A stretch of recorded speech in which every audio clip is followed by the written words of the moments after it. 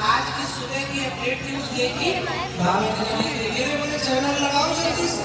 देखो बाबा मैंने काम को जीत लिया, तो काम छोड़ो मैंने क्रोध को भी जीत लिया। कई बार वक्ता गड़बड़ में जाता है, श्रोता सोचता है कि कथा सुनने आता है कि वक्ता कैसा होगा।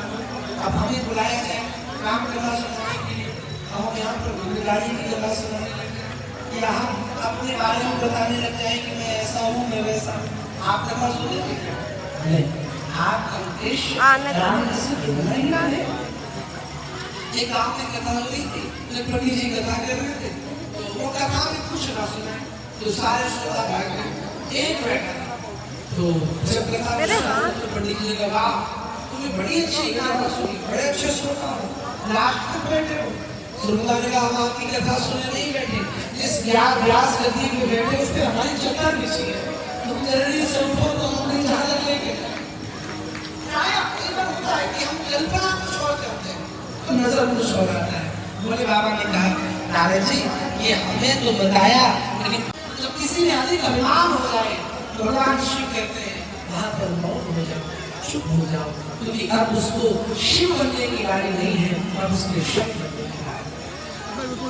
नारद जी भगवान शिव चुप हो गए, नारद जी आगे आए तो आकर के कहाँ पहुंचे भगवान विष्णु के पास। जैसे विष्णु जी के पास आए विष्णु भगवान को सब जानते हैं, जैसे आए तो भगवान स्वयं खड़े हो गए।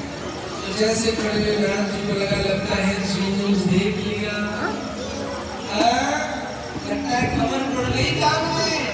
अरे बाबा भगवान विष्णु कुछ पूछा, अभिमानी व्यक्ति बैठा उससे कुछ पूछो ना। उसके अंदर यार मुझसे पूछा नहीं, मैंने नया प्लॉट लिया, उसकी जानकारी है फिर भी पूछ नहीं रहा कि मैंने कर लिया, एक बार पूछ लो। लेकिन भगवान विष्णु ने कुछ नहीं पूछा। तो नारद जी ने कहा, नारद जी बोले बाबा आजकल खबर नहीं पड़ रहा भगवान प्रभु नहीं पड़ी। अरे बस तभी तो आपको पता है भगवान शिव ने काम को जीता था, मैंने काम और क्रोध दोनों को जीता। भगवान विष्णु समझ गए कि इनके